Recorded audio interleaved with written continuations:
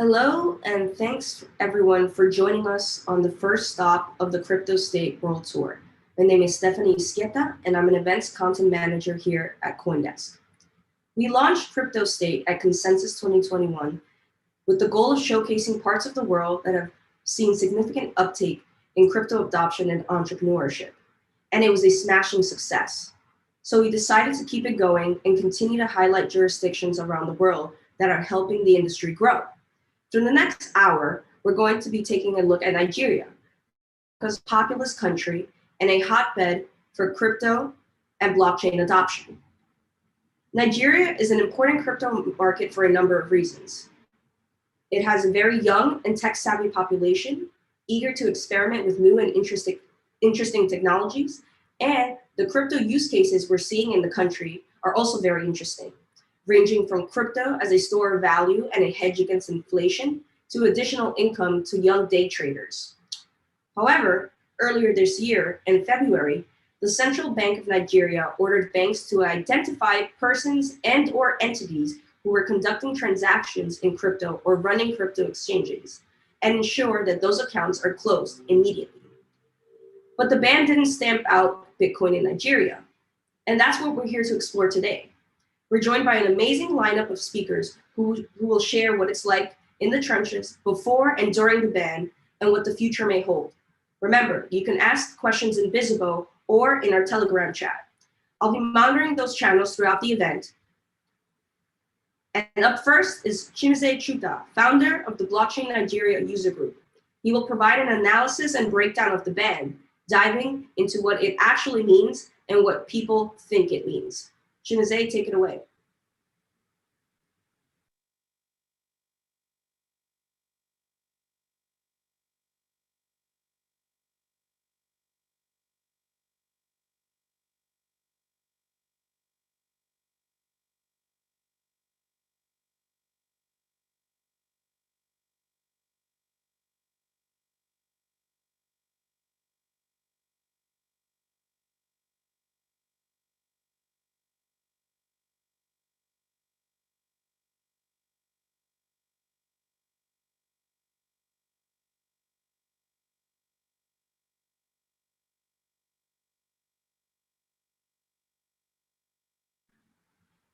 Hey everyone, sorry to interrupt. We're having a bit of technical difficulties with him.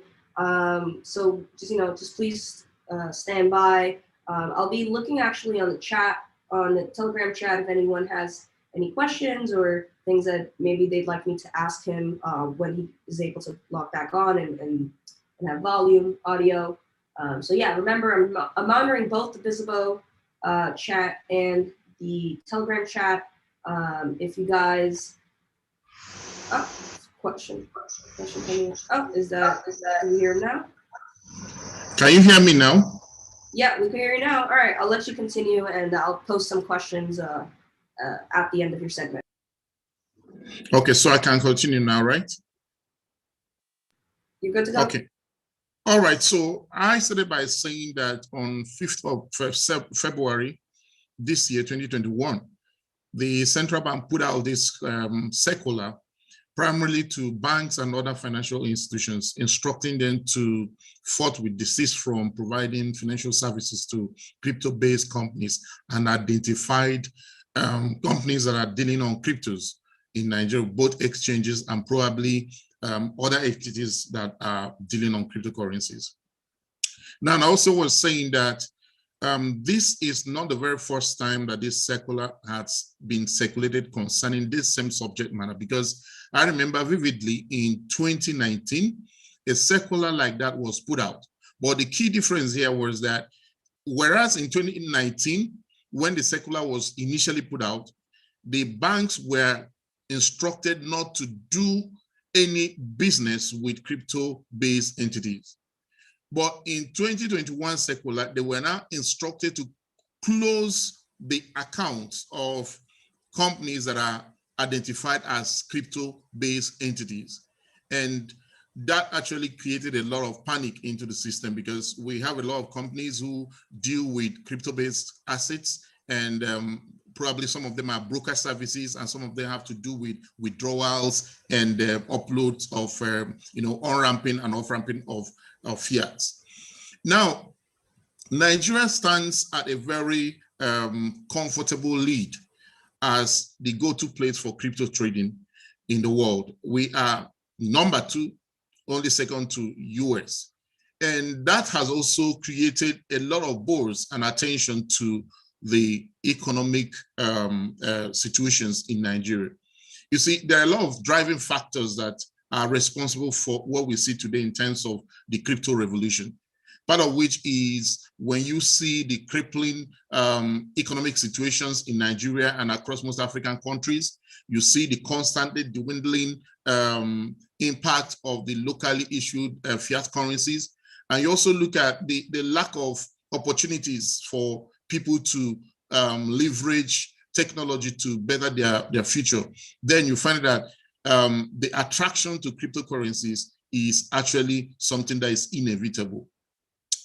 Now, as far as regulations are concerned, currently, there is no regulatory engagement between the cryptocurrency community and industry in Nigeria with the central bank. And that was why there was no prior notification to the industry operators and practitioners of this.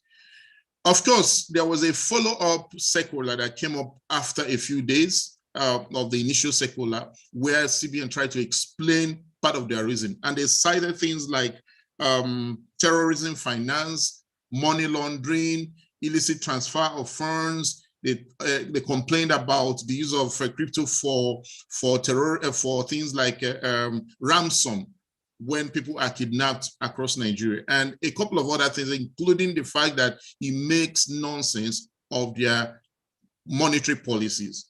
Of course, most of what they said were in fairness to them, they are all right to cite those things, but we have maintained a stand from the industry perspective, because what we did as an industry, first of all, the industry had to come together under a blockchain, Nigeria's Blockchain Industry Association that could, work around an interface with the company. That was when the Beacon was born. Beacon stands for Blockchain Industry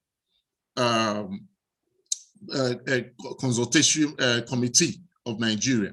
It's a collaboration environment for most of the industry players to collaborate. And when that committee was put together, we began to work around and began engagement. And the good news is that that engagement has produced a lot of positive results, and we've had several interfaces with the CBN, working with the FinTech Association of Nigeria. We had a lot of progressive steps taken, and we've had presentations. We've had a whole lot of positive steps being taken to suggest to them on the best way to resolve the issues. Most of the industry practitioners believe that a risk-based approach is the best way to go, since the industry is constantly growing. The industry is still at its early stage, so you can create an opportunity for people to participate in the industry, and of course have the opportunity to update on those regulations. And of course, we have also a sister agency called Security and Exchange Commission of Nigeria, and quickly enough they also retreated, because according to them, they cannot go ahead with their regulatory initiatives except the crypto-based companies are allowed to operate local bank accounts. And of course, there has been a lot of engagement also with the Security and Exchange Commission. And the industry has grown from strength to strength since that February engagement, from that February situation. And we have been able to form several alliances, including the alliances with the FinTech Association of Nigeria, which provides a much more broader opportunity for us to engage with regulators. So more or less, we are very, very positive that there will be a workaround, and very soon we will expect to see some kind of positive outcome to our engagement with the regulatory authorities. Of course, you know that in the heels of this, the CBN also came out with a plan to also issue a CBDC.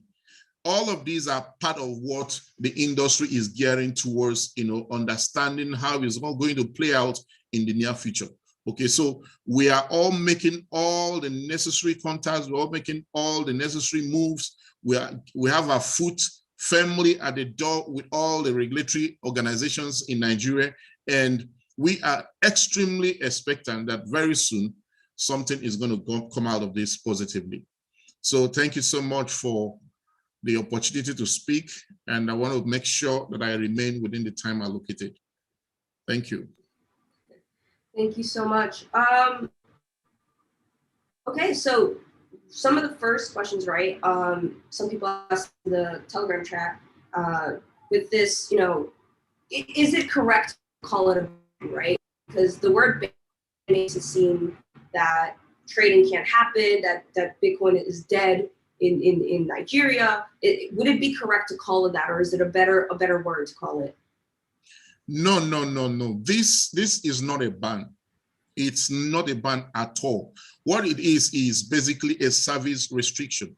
Now, the central bank has a statutory responsibility to regulate and form monetary policies, and also monitor how those monetary policies, perform. And everyone who is in crypto space knows that at any point in time, crypto interacts with fiat. And when that interactions are made, it's typically the responsibility of the regulatory agent to understand who are the people and what are they, where are the monies coming from, where are they going, and who are the people who are moving these transactions. Transactions in crypto in Nigeria daily, we're hitting almost $25 billion, 25 billion naira on a daily basis. And that's a huge amount of money to pass into our local financial system. So as a bank that has oversight over commercial activities in their financial institutions, it's normal for them to come out with such a regulation. So it's not a ban. It's basically a service restrictions from financial institutions to crypto exchanges. Because ever since then, most crypto exchanges have evolved and created P2P platforms, and people have been doing their P2P platforms without any banks, trying to stop them from doing what they are doing.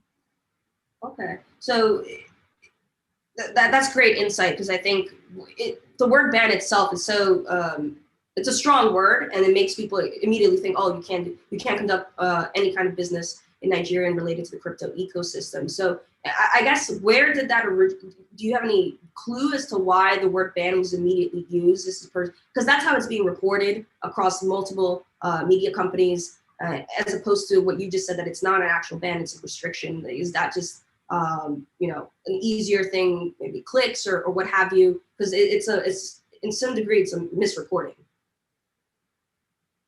Yes, most of the time, the people who report cryptocurrency news, not just in Nigeria, but elsewhere in the world, many of them are not informed properly, and many of them are not fans of the crypto revolution. So sometimes people derive a lot of joy in creating FOMO. They create all this feud to, create uncertainty in the space. But, at the end of the day, we, the industry practitioners, we are very comfortable knowing that there is no ban, and we try to make people to use the right nomenclature in explaining what this is. So it's service restriction, not crypto ban. Gotcha. Well, you've heard it here, folks. It's a service restriction. It's not an outright ban. We have 1 more minute left, so I just want to get one last question in. Seeing as it's a service restriction and not an outright ban, in the conversations you've seen with regulators, or that you've been in with regulators, do you have hope that this service restriction will be lifted somewhat in the near future, and that the industry will continue to flourish as it was earlier this year? Yes, perfectly. We are very, very positive, because the issues that the central bank raised has been the reason behind the restriction of services. As valid as they are, we are addressing them from the industry perspective, and we are providing them a lot of resources. We are providing them a lot of materials and engaging them, in a way that we can douse those types of fear, because when people don't understand something and they are responsible for rendering account, one of the first strategies that they will use to manage it is to stop it.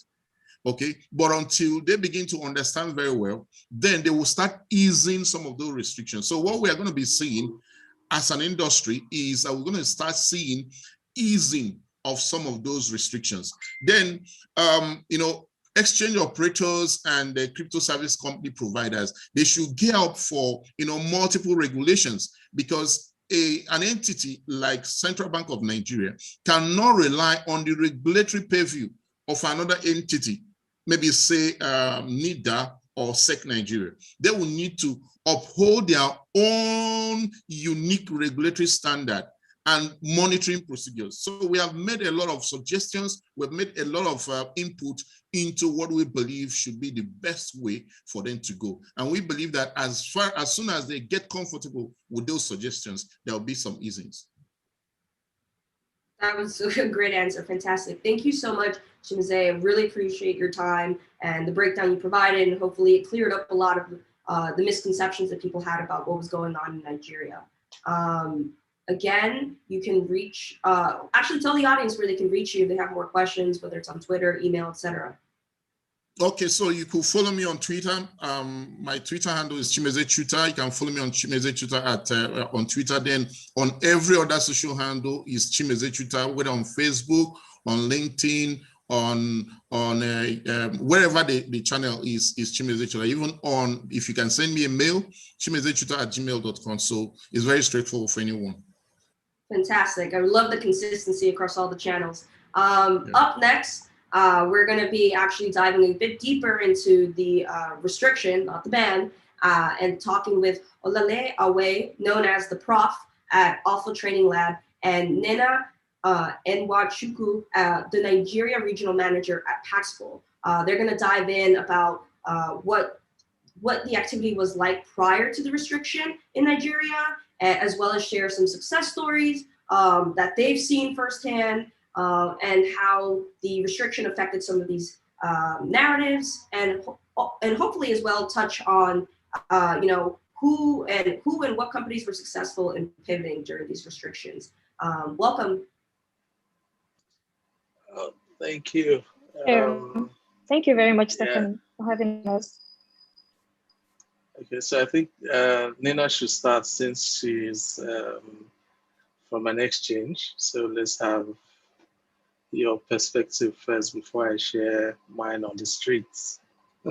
Okay, thank you. Thank you again, Stephanie, for having me. Chimezie has done justice, to the topic, clarifying exactly what the ban means for us in Nigeria, and what the central bank meant by banning or restricting. We got a clear picture of that. So what that actually means on the ground, from what we've seen from the trading platform, is increased interest after the ban. I think the general at first when the announcement came out, we had a lot of customers had this concern of how this would affect their transaction. Now let me just talk a little bit about how Paxful transaction works before I get into how our trading changed over the period of time. So Paxful is basically a P2P platform that allows buyers and sellers to meet each other and trade directly without technically any middleman. We only use the escrow service, to protect customers from scammers or from unwanted entities. But basically, with this what the technology does is people can meet each other to trade, and you don't necessarily need to use a bank account. You can just trade direct, based on the different payment methods we have on the platform. So when this news came out, a lot of customers were a bit concerned about, okay, what does this mean for my business? Because we do have businesses who are, who depend on the services we offer. So what does this mean for my business? What does this mean for my transactions, and all those kinds of questions? We had to, send out a communique to just clarify, that your transactions is safe until further notice. And thankfully, Central Bank also came out to clarify that cryptocurrency is not banned per se. What they have done is, just restricted financial services from providing this financial banks, rather, banks and non-financial banks, from providing banking services to companies that own or run cryptocurrency business, but they have not stopped P2P trading. And so I think I'm going to stop here and then hand it over to Olale to take us to share some of the insights as well. Oh, okay. Thank you, Nina. Thank you, Stephanie. I'd say, like Trita said, the CBN did not ban Bitcoin. They only placed a restriction on how people can interact with crypto in general. And I think what that brought about is it pushed more crypto participants into the P2P space. Because before that, most people were more comfortable with dealing with the platforms because, they'll do the KYCs and all of that. So there's more trust on that side. But after the restrictions, most people had to move towards P2P. And I think that explains why there's been a literal explosion of volume on the P2P side of things. And from my end, from my personal experience, I think when the announcement was made, I think it was on a Friday, by Monday, my main account was, if I just received a letter that my bank has decided to discontinue their service to me. And I think it took me almost 2 months to get that money back to myself. And, I can imagine what that must have been like for some other people, who I think thankfully I had some crypto so I could go back to that to, do something while that money was hanging, but personally, because I personally run a online training system where we teach a lot of people how to trade and interact with the crypto space. So, and I've seen a lot of people who took the CBN restriction as, they took it as a challenge to get creative and, find new ways. And I think that has worked well for a lot of people because I watched some people literally triple, some even more than 10 times their portfolio between then and now. And I think what also made it more interesting was the fact that the pronouncement came just about when Bitcoin started breaking out again. So it literally played into the bullish momentum that Bitcoin and other cryptocurrencies were having at that time. So I think that really is the effect of, because people did not care, they just wanted to make crypto money. So they didn't mind if they had to skip the popular platforms and go towards P2P trading. And that explains why a lot of people still went ahead to get more exposure to crypto at that time. And I think to a large extent, crypto was created to be a peer-to-peer value exchange system anyway. And I think that restriction by the CBN simply opened us more to what it was created to be. And I think it's because also there's also this knowledge gap that we have. A lot of people don't know so much about crypto. In fact, when you mention crypto in some places, they'll tell you that you're a fraudster. That's that thing that fraudsters use. But of course, data shows that that's not the case. And, I've seen a lot of, I think to a large extent, that particular pronouncement put more pressure on smaller traders because bigger traders somehow found another way to, channel their resources. But for smaller traders who relied on the stability that platforms bring, they had to find other ways to, and because crypto also allows, peer-to-peer exchange also allows you to take advantage of leveraging on other people. So you can, for example, get a trade and then you offer it to someone who is a willing buyer, and then you get, like a middleman, you get your own cut. So that also helps a lot of people move away from the comfort of just waiting for things to happen, to going out there and being a little bit more aggressive in getting their value from the crypto markets. Yeah, I think that's from my hand. Awesome. Well, thank you, both so much. I am getting some questions across both Bizbo and the Telegram chat, so I'm gonna, shoot them your way, and hopefully, you guys can give some satisfactory answers. So some, we're gonna go back a little bit. Some people are kind of asking to please further clarify what the distinction is between a service restriction and a ban, and either of you, please feel free to answer that. Sure, I can take that one. So for the ban, there are two different things. So the first thing is if the cryptocurrency trading has been banned, which is almost impossible, given that no one can actually control cryptocurrency, it means nobody within the jurisdiction of Nigeria can own or transfer or transmit or conduct any activity with cryptocurrency. However, this restriction just basically stops financial institutions like banks, online wallets, mobile money wallets, other alternative payments, types of payment methods, stops them from owning or holding bank accounts for cryptocurrency companies. Sorry about that, I'm getting some background sound. So just stop them from holding cryptocurrencies. Yeah, so basically that's the difference. So what this means is for P2P platform, you can keep trading. You can keep trading peer-to-peer with a friend, with a brother, with a cousin, but the government cannot actually stop anyone from transacting or doing anything with cryptocurrency. That's basically the difference. Licensed financial institutions, licensed companies that are licensed by the central bank cannot hold bank accounts for cryptocurrency companies, entities, or individuals, basically. Thank you. Awesome, thank you so much. And I think this is a good segue question.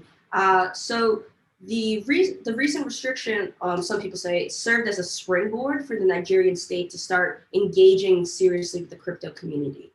Do you think this is a net positive overall? Now that the conversation, it feels like for a long time, and now the conversation's been elevated. I mean, so much so that I think it was about a month or so ago that the CBD announcement was given out. Even though it made things difficult for the industry there, was this overall a net positive? Is it now there's more engagement and now more people are aware? Okay, I think sometime last year I mentioned to a few of my mentees that I expected this year to be the year of regulation for cryptocurrencies. In fact, I remember sometime in December, I was telling some people that I expect the CBN to come up with some form of regulations, regarding the crypto industry. And I think the only thing that surprised me was how early it came. I was expecting maybe towards the middle of the year. But I think regulation is a good thing because not only does it give credence to the crypto industry as a whole, because more and more people will look at that and say, okay, probably there's something here. That's why the government is, trying to say something about it. Now, there's been an obvious distinction between cryptocurrencies and Ponzi schemes. I think most of the time, most of the people in Nigeria were introduced to cryptocurrencies mostly through the Ponzi schemes. So most people always associate both to be the same thing. But, given how the CBN has been hard on Ponzi schemes and how they've come out to say, okay, we are not banning cryptocurrencies, but we don't want our banks to facilitate transactions in that space. Now, that gives the room for, of course, all the stakeholders to come together and discuss the rules of engagement, because it's understandable for the CBN to be, a bit worried about the money flow, because, crypto money can move in a lot of ways. And sometimes it's difficult to really monitor or, identify where it's coming from or where it's going to. So that's normal for it to be an area of concern. But, now that we have everybody paying attention, it's going to mean that there's going to be new ways of doing things that would obviously bring in definitely more people into the market. And also, I think it's positive on the whole. Yeah, it's just, I think at the end of the day, there's always going to be that little bit of inconvenience. Growth comes with inconvenience sometimes, and I think this is just part of the expected outcomes, in my opinion. Definitely, well said. The growth does come with inconvenience. There's another good question here. So like a decade ago or so, PayPal faced similar restrictions. Until now, there's still some, I'm not super familiar with that, but according to the question, there's still some restrictions on PayPal. The question ultimately is, can something similar happen to crypto, especially in light that PayPal does have the ability for you to purchase crypto there now?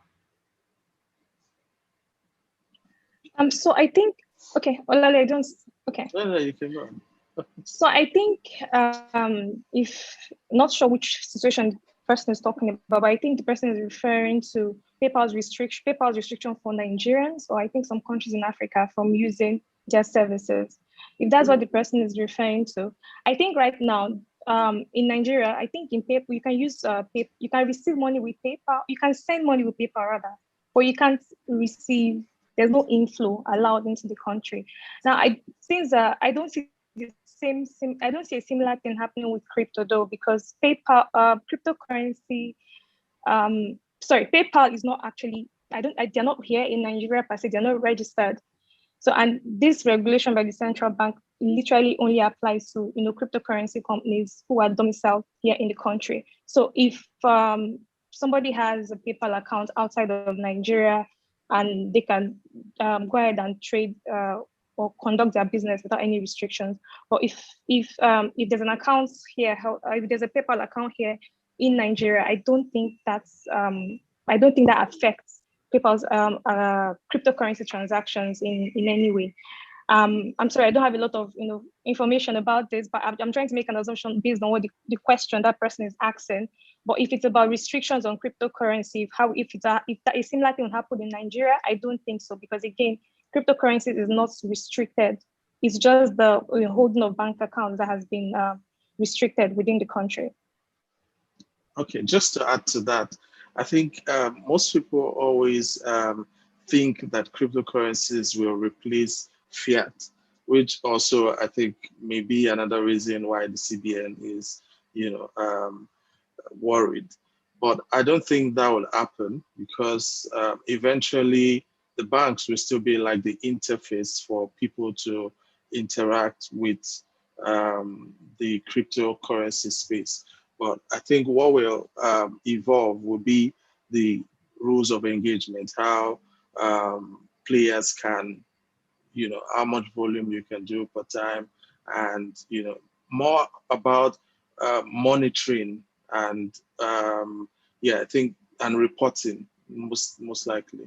And that's why I always say that eventually most of the volumes will move from P2P back to platforms that are regulated, because that way it gives the regulators more insight into what's going on as a whole.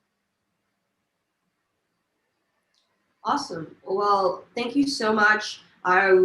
These were great questions, great conversations. We're going to move into the next segment of the program, the final segment actually, where we're going to talk about, what was the opportunity cost of the of the restriction being upheld, and what did it do to the Nigerian crypto industry? I think it put it on the map, both in a good way and maybe not as a great way, not as so much of a good way.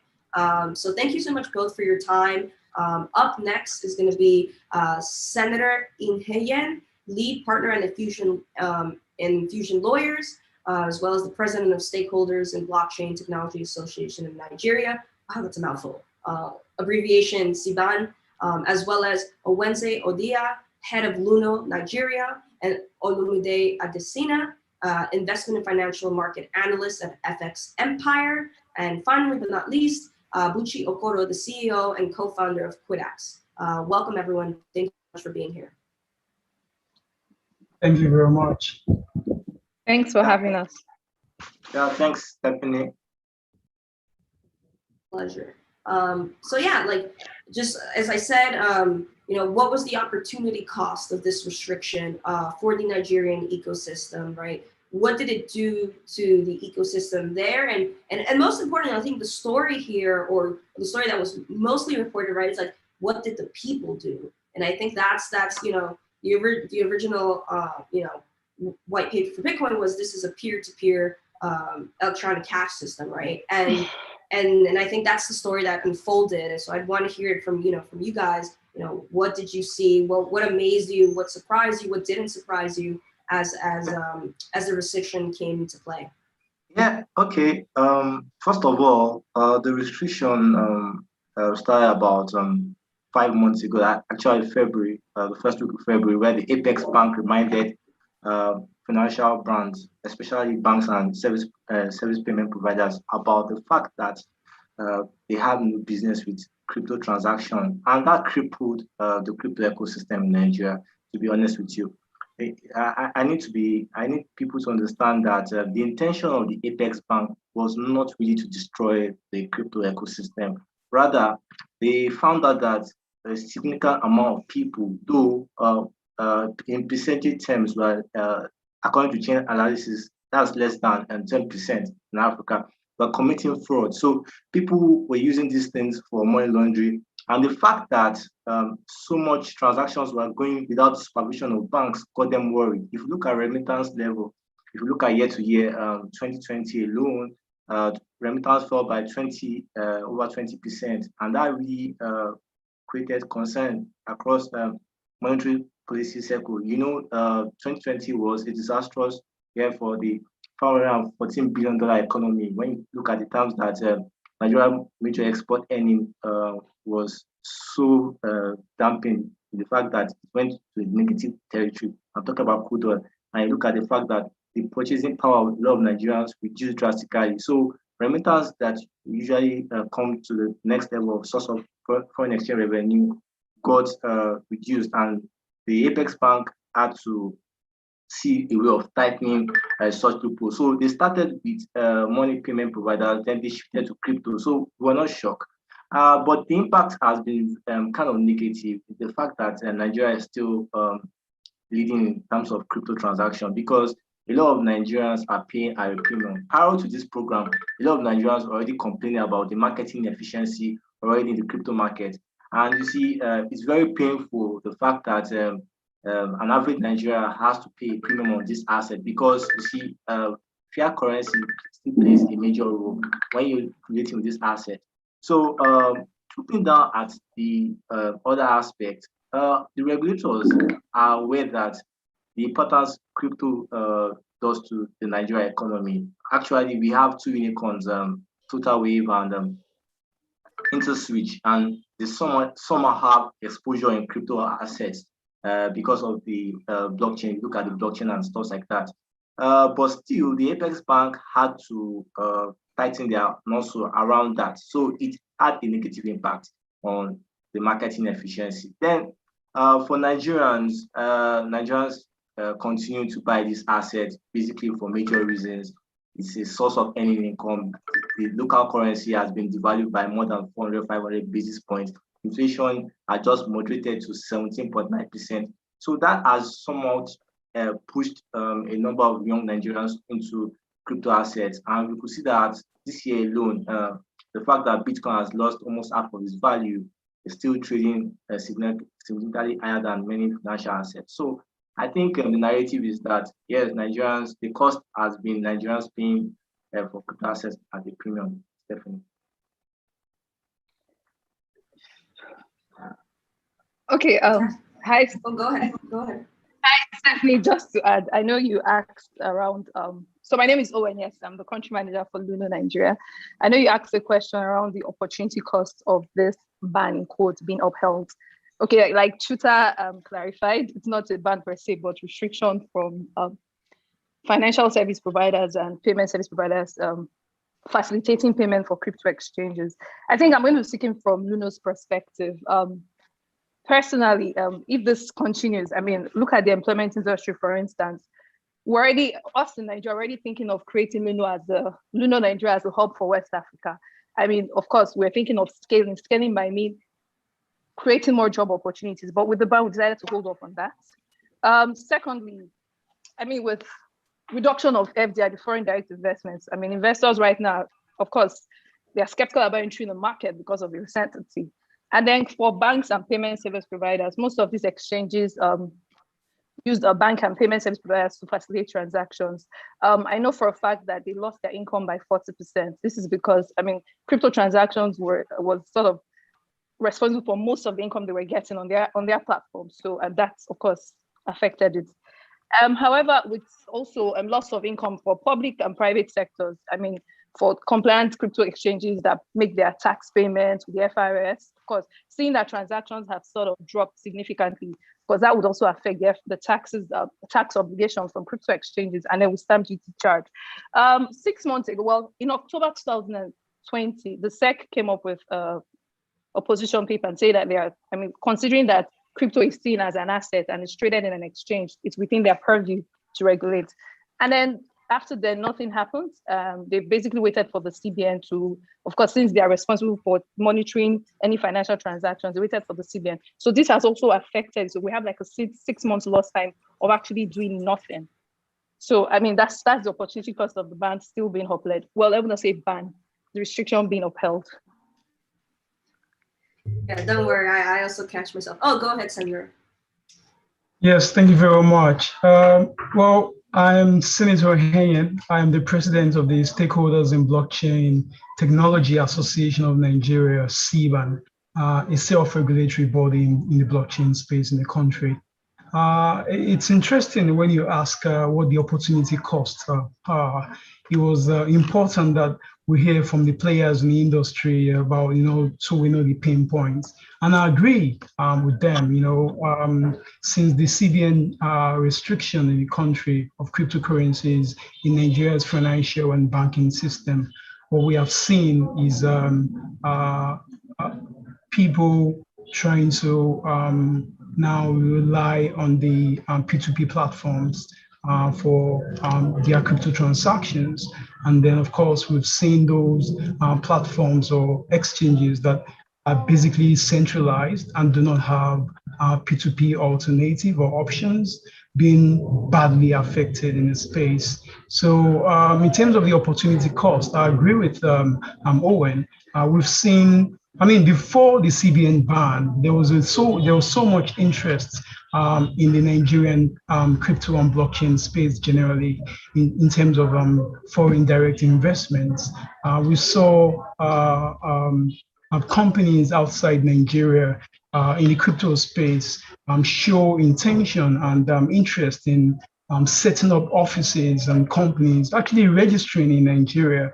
Of course, I'm a lead partner in a law firm in the country, and I head the blockchain and crypto group. And I know for certain that since the CBN ban, there has been generally a lack of interest in taking investment forward in Nigeria because of the uncertainty that was provided by the ban. In terms of opportunity cost as well, I think that we've also seen the way that the CBN restriction affected the drive of the what's it called now, of the SEC, the Securities and Exchange Commission in the country. Because prior to that, the industry, the blockchain and crypto industry, had been engaging with the SEC, seeing that there was a likelihood of currencies and virtual assets generally being treated as some kind of investment assets or securities. And so the engagement with the SEC was quite intentional and deliberate. It was early on, since 2017, 2018. And then in 2020, September precisely, the SEC came up with that public statement, when it said that it was ready to regulate cryptocurrencies and virtual assets generally. And then it was ready to treat them as either securities or commodities, derivatives, and all of that under the Investment and Securities Act. That was unprecedented in the whole of Africa. This was the first time any Securities and Exchange Commission in any country in Africa would be showing intention to regulate digital assets or cryptocurrencies. But as soon as the CBN, dropped in the space in February, it affected the SEC's drive because they could no longer go forward with that. For us at CBAN, and of course other organizations that I belong to, such as the Blockchain Industry Coordinating Committee of Nigeria, we felt concerned, and we felt that the opportunity costs were pretty weighty, and we needed to kind of quickly engage with the regulators and other stakeholders to ensure that as much as we're trying to minimize or check the risk and threats that cryptocurrencies and other virtual assets necessarily bring to the markets, we must also maximize the opportunities that it creates for Nigerians, especially the Nigerian economy that's seen so much bites, if you ask me. The COVID-19 pandemic did not make anything even better. It got worse for Nigerians generally. And so we're seeing that Nigerians were beginning to adopt cryptocurrencies or virtual assets generally as a means of investment and all of that, store of value against inflation that really affected the naira, the value of the naira badly. We felt that perhaps there could have been some other way around it, and that is the conversation we are having presently with the SEC and the central bank and other relevant regulators in the country. We expect that things should change soon. Awesome. Gucci, do you want to jump in before I ask another question, or are you okay moving forward off this one? Yeah, I think everyone has spoken quite eloquently on the subject, so we could move on. Okay, great, because there's a lot. I'm trying to synthesize these as much as possible in the last, we have about 13 minutes left.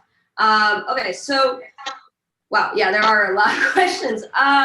Okay, so, an earlier speaker talked about how Olaleye, he doesn't believe that fiat will be crypto will fully replace fiat. So one of the questions was like, why not, basically? And I know he gave an answer, but would love to hear some of your insight. Like, this is supposed to be better than fiat, right? For all the everyone on this panel knows that currency manipulation, monetary theory. Someone's asking like, why not? Why will this not replace fiat in full? And then, actually, I'll let you guys answer that one, and then there's another question coming up following that.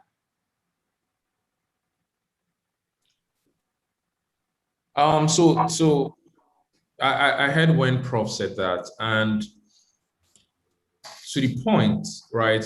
For a few reasons, I'll just call 3 reasons, right? So number one, if you think about it today, petroleum, right, as a form of energy hasn't fully replaced coal, right? The same way, I don't think renewable energy, even though we wish, right, is going to fully replace fossil fuels as a source of energy. Now, fiat and crypto, even though crypto is significantly better, right, a better form of better form of transaction, moving transactions. I don't think it will ever replace fiat, because fully replace fiat. Now, it might become a lot more dominant at some point in the future. That's the bet we're making at PDAX. That's the bet a lot of people in crypto are making. But the functions of fiat, right, the ability to manage a country's economy, that fiat gives government, that power it gives government, the control, we would never achieve that with crypto, right? Now, what gives us a fine balance, a hope, is CBDCs, right? Being able to merge that fiat, the nature of fiat with the things that are really fantastic about cryptocurrency. Now, if CBDCs take off, then we can get to that place where, okay, cryptocurrency is actually taking the center stage and actually dominating fiat. So until we get to that place where CBDCs are ubiquitous, I don't think it will fully replace crypto in its present form. The great analogies. You kind of really made me think about it differently in the sense of oil and renewable sources of energy. Another good question that came about, right? The restriction forced a trading platform to not accept or be able to withdraw coins. You know, what is the business community plan for customers that have kind of had some of their coins in limbo for a bit? Curious to hear from anyone who has that kind of insight. Owen? Would you mind? I think something told me you were directing this question to me. But sorry, Stephanie, can you repeat your question, please? I'm not sure. Sure. Yeah, no problem. So when the restriction happened, right, there was I guess a freeze, right, and people weren't allowed to withdraw their coins from trading platforms. Some folks had their assets in limbo, unable to take them out, right, and that's kind of the promise of crypto. You know, what is the business plan? Like, how is anyone that is in this situation as business going to move forward and help their customers gain back their money? What's the plan? Okay, sure. Thank you. When February 5th is a day that we'll never forget at Luno, first of all. As soon as the circular was released, because we went to chaos. It was chaotic for us. But the thing is, coins were not restricted. I think the person is basically is talking about fiat, the Naira. So what happened is, so let me speak for Luno. We most of our transactions for fiat transactions will depend on banks and payment service providers. As soon as the circular came out by the CBN, basically instructing all banks and PSPs to stop facilitating payment for crypto providers, all the banks shut us down. So what it means in essence is that our money in the banks were put on hold. So customers could not have access to their Naira. So the only option they had to obviously take their money was using crypto, maybe sending it out or using P2P. So what we basically did as a business is advise customers, if you are going to even use the P2P route, ensure you're sending the money to a trusted platform. Ensure you know who you're sending it to. However, what the business is doing, so let me speak on behalf of Luno. What we're doing is basically looking for alternatives to give customers access to their fiat for those that do not want crypto but fiat. And we're trying to engage regulators, banks, and banks and the CBN just to ensure that they are comfortable enough to allow us continue business. However, we're still exploring alternatives to ensure that we are back in business, because our priority for Luno is to give customers access to their funds and resume business while still being compliant. Because the truth is that the way Nigeria works and in other countries, you need the backing of the government to be able to operate, right? So that's why we're trying to see how we can have both and still continue business. Thank you. Thank you for your answer. I have a lobbying question, and I think I'm going to do my best to see if this is what they're asking. The restriction went into place, and they'd like to know, what efforts, like whether it's a formal organization, like an association, or just maybe like a formal letter between all exchanges and other ancillary businesses of crypto in Nigeria are being, like, what is being done to either lift that restriction, change the restriction, or just in general have a better regulatory friendlier framework for the industry there, considering that, for all intents and purposes, crypto is the future. Yeah, I think, Stephanie, I think we need to understand that the angle we should be looking at is more of a political than an economic angle, because first of all, if you remember that prior to the restriction and stuff like that, there were ongoing talks in the political class. I'm talking of the National Assembly, when they even invited the CBN governor to talk about this, and there was already growing discontent among the section of senators seeing Bitcoin as a a tough rivalry to the Naira, and that tells you the political sentiment against crypto assets. I don't think it's a monetary policy issue, to be honest with you. Nigeria has a lot of political and cultural sentiment you need to understand in the ecosystem. First of all, a lot of people still hold Naira preciously. We need to admit that traditionally. And the fact that they see crypto assets as a threat, it's not something that will go down lightly. So I don't see any change in this administration. In fact, I'm expecting tougher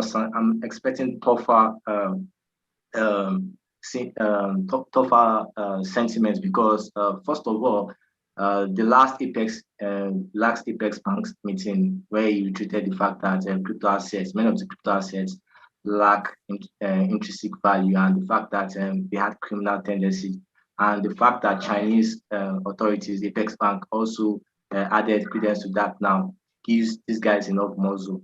Then you need to understand that our president is very conservative.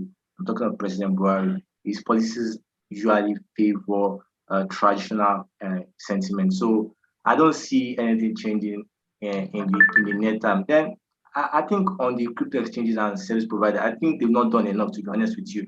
And you see, I'll give you an analogy. If you look at the United States, for example, just recently, it was released that Coinbase CEO met with the Fed chief, and that was because these guys have a strong lobbying system.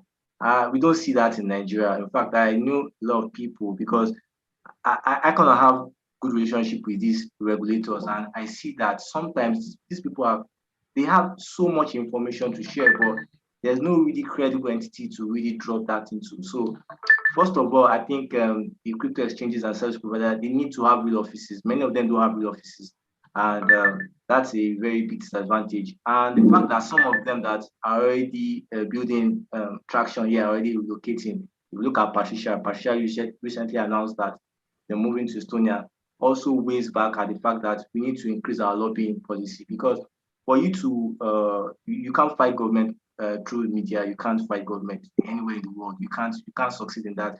It's just like an ant fighting a lion. So I think the real thing should be these guys should have a credible entity where you can have policy being shared across. Because right now we have mushroom entities.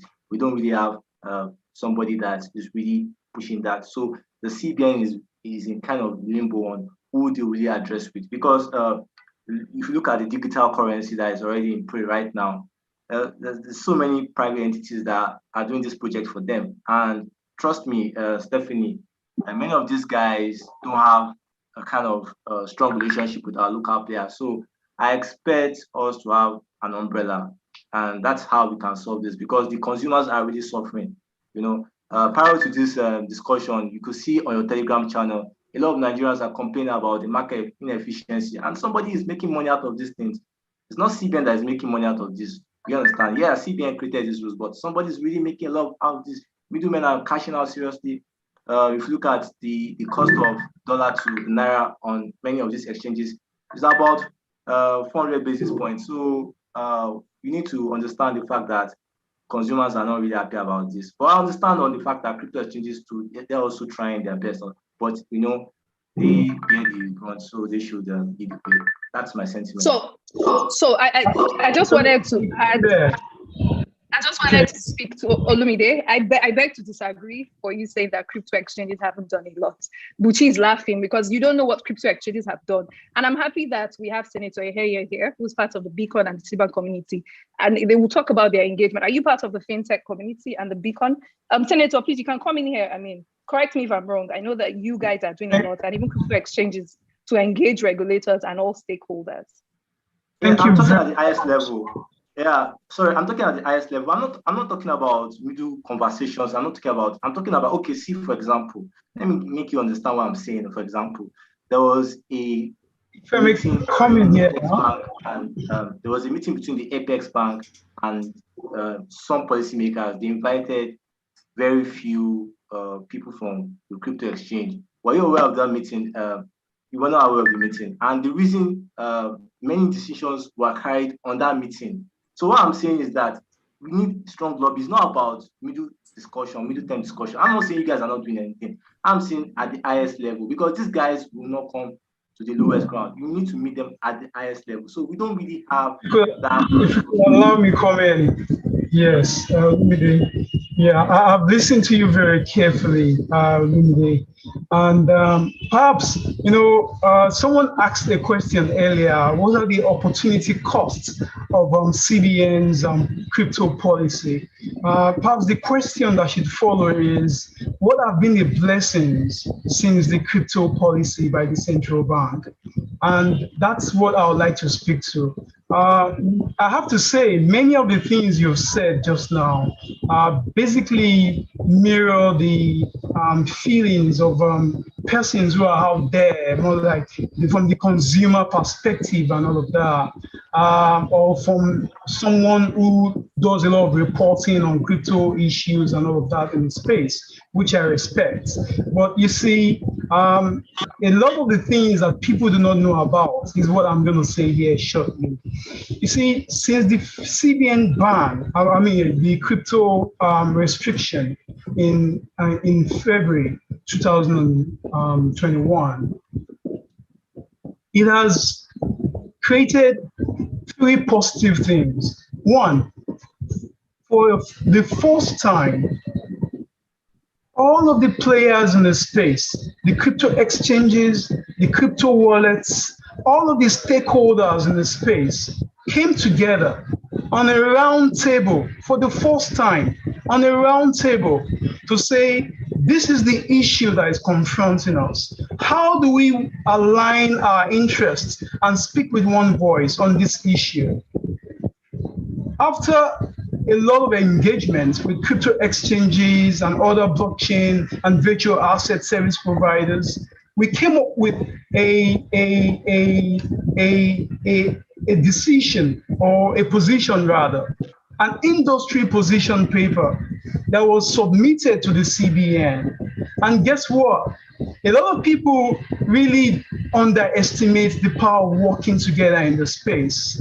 Since we started engaging the CBN and other concerned regulators, what has come out of that engagement has been some understanding of the issues. This was the first time that regulators and players were talking about the issues. And some of the issues, I think Chuta Chimeze raised earlier, were around, okay, people were getting involved in illicit transactions and all of that. And so what we needed to do was to show regulators that there was some way around this, that shouldn't have been that outright restriction of services in Nigeria's financial and banking system.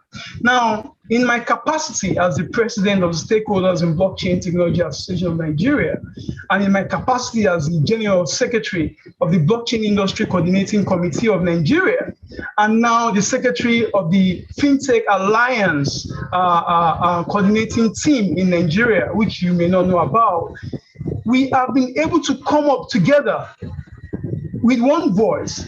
We've engaged the CBN and we're engaging the SEC, we're engaging the regulators about the issues. And quite contrary to what you've said about whether cryptocurrency exchanges were not doing enough, actually the cryptocurrency exchanges, at least those we know as players and members of our community, they have been engaging big time. Now, some of the things that the CBN and other regulators did not know before our engagement was that, as a matter of fact, crypto exchanges, being the gateway to the crypto markets, already had anti-money laundering, KYC policies that they were implementing. Before that engagement, the idea was perhaps it's just an open market, no one is checking anything, thieves are using platforms and doing all sorts of things, there's no regulation. There was regulation, but the regulation was self-regulation. And this isn't new. In other parts of the world, you find that self-regulation has a critical role to play. So if you go to exchanges like Luno, like Paxful, Bundle, Yellow Card, and all of them, even the other one, what's it called now? Niger Crypto, which is indigenous here. There are KYC and AML policies. And you know what we were able to do with this information? No, this is not between us. This is for the people. Yeah. What we were able to do for the with this information was this. We were able to show regulators that, as a matter of fact, rather than drive cryptocurrency exchanges and crypto platforms to what you call the underworld, or to the P2P platforms, right? Or to the unregulated space, what should happen is a collaboration between regulators and the gatekeepers, the crypto exchanges, whereby the crypto exchanges will be able to be sending or sharing certain data regarding how they are regulating their platforms. And that engagement is ongoing. No, please let me finish this, please.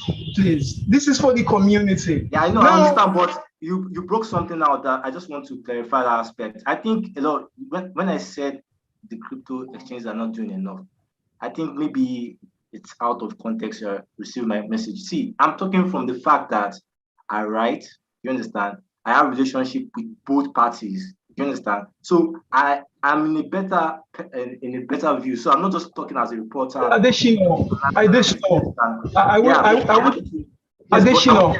want to get this.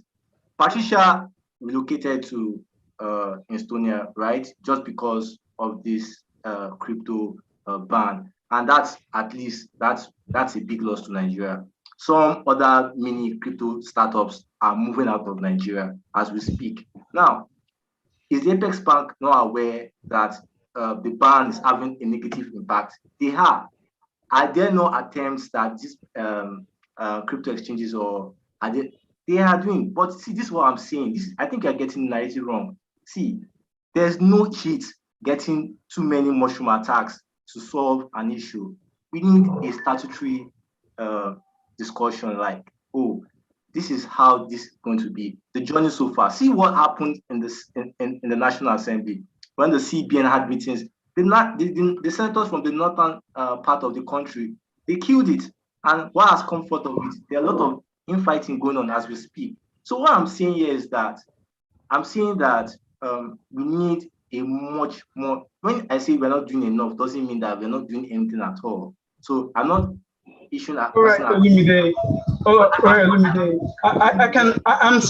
I'm talking. Yes, I can say this for sure, right?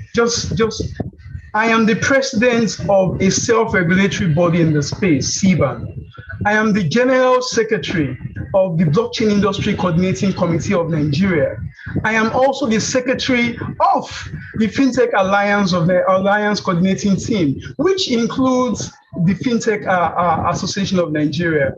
There are things you might not know about, all right? There are certain things that are not meant for the media. As a matter of fact, as I speak to you, we are having conversations and engagements with regulators in the space regarding this. And we've been making significant progress. I repeat, significant progress. It is not, I wouldn't like us to throw out information that people might not be able to, that might mislead certain people out there.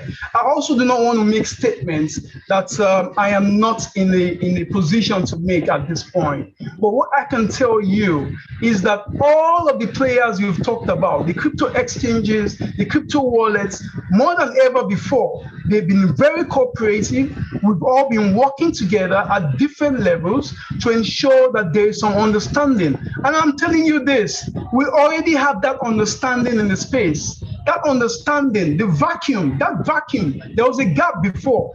We are filling that gap very fast. Need I tell you that even with the, what's it called, the CBDC that we've been talking about, do you know that the Blockchain Industry Coordinating Committee of Nigeria has made presentations before the technical committee of the CBN on this issue? Do you know that the FinTech Association, FinTech Alliance Coordinating Team has also been engaging the CBN and the regulators about this? As I speak to you, we are already key stakeholders with NITDA, where we are making, or Nigeria is making, what is called the National Blockchain Adoption Strategy, right? Olumide, I want you to listen to this, right? You see, when you engage the government or regulators, it's a process. It's a process. It's not something that you start in February and you want results in June. I'm aware. Even in the US, even in the US, even in Switzerland, in Singapore, these are more progressive countries regarding cryptocurrency adoption. It has been, it's not between us. It's not between us. I'm talking. I'm talking. It's not between us. It's not our show. But let me finish, please. Please, you have the time to talk. I want others to talk because moderator. I'm saying the center. Moderator. I want others to talk because it's not like I'm attacking efforts made or it's not an attack. I'm going off. What I'm saying basically is that, see, you said the press should be won't be aware of many things. But see, this is how the fintech industry works. If you see what happened to Chaka, Cowrise, they are not regulated. And that was because there was so much effort by the media to try and show to these guys that, see, you can't. Olumide, don't get my point wrong. You see, when it comes to the media. I'm coming. So the media part that you're saying that some things cannot be done by the media, I don't really agree with that. I have non-disclosure agreement with many of these entities, and I'm prior to my information. I understand what I'm saying. But what I'm really saying right now is that if you go to the Telegram channel right as we speak, a lot of Nigerians are hungry because they feel that their payment providers, their platforms are not doing enough, and most of the time the media is at the receiving end. So it will be very sad or very pretentious of me to be cosmetic about my analysis. I can just easily say, oh, well, going on by this discussion, this is this and that. But the truth is that, can we be better than this? Yes, we can be better than this, no matter all the efforts you spelled out. President, secretary, good job. But that doesn't solve the problem. What solves the problem is getting things done. And how do you get things done? Sorry, I'm going to have to interject right here. We're a bit over time at this point. I'd love to do a round two where we can duke it out a bit more. And you guys are up for it. We're happy to host it. I think there's a lot more questions both on the Telegram and Visible that people had. Unfortunately, time is up.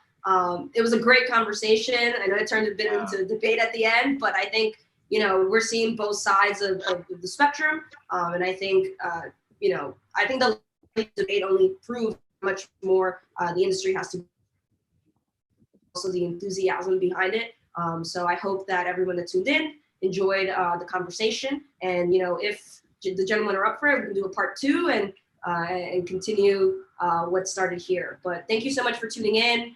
I hope everyone enjoyed it and learned a little bit more of what was going on the ground, and continue to educate yourself on what's happening in Nigeria and in all the other jurisdictions around the world that's helping this industry grow. Again, my name is Stephanie Schietta, and thanks so much. Yeah, thanks. Thanks, guys. Yeah. Thank you very much.